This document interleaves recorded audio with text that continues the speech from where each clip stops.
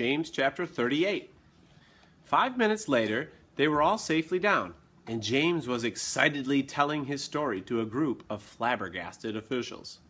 And suddenly, everyone who had come over on the Peach was a hero. They were all escorted to the steps of City Hall, where the mayor of New York made a speech of welcome. And while he was doing this, 100 steeplejacks, armed with ropes and ladders and pulleys, swarmed up to the top of the Empire State Building and lifted the giant peach off the spike and lowered it to the ground. Then the mayor shouted, "We must now have a ticker-tape parade for our wonderful visitors!" And so a procession was formed, and in the leading car, which was an enormous open limousine, sat James and all his friends. Next came the giant peach itself. Men with cranes and hooks had quickly hoisted it onto a very large truck, and there it now sat, looking just as huge and proud and brave as ever. There was, of course, a bit of a hole in the bottom of it where the spike of the Empire State Building had gone in, but who cared about that? Or indeed about the peach juice that was dripping out of it onto the street.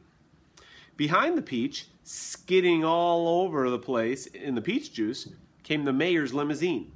And behind the mayor's limousine came about 20 other limousines carrying all the important people of the city. And the crowds went wild with excitement. They leaned out of the windows of the skyscrapers, cheering and yelling and screaming and clapping and throwing out bits of white paper and ticker tape.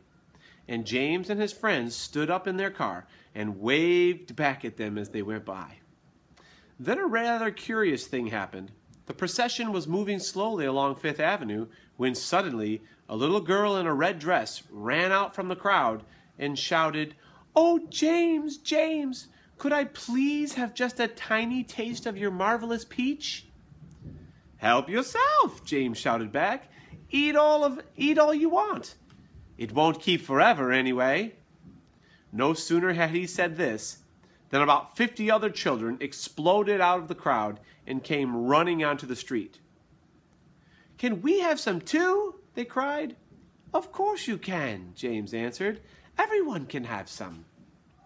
The children jumped up onto the truck and swarmed like ants all over the giant peach, eating and eating to their heart's content.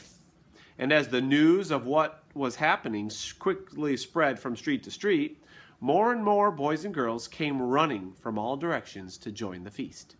Soon there was a trail of children a mile long, chasing after the peach as it proceeded slowly up Fifth Avenue. Really, it was a fantastic sight. To some people, it looked as though the Pied Piper of Hamelin had suddenly descended upon New York. And to James, who had never dreamed there could be so many children as this in the world, it was the most marvelous thing that had ever happened. By the time the procession was over, the whole gigantic fruit had been completely eaten up, and only the big brown stone in the middle, licked clean and shiny by 10,000 eager little tongues, was left standing on the truck. Chapter 39.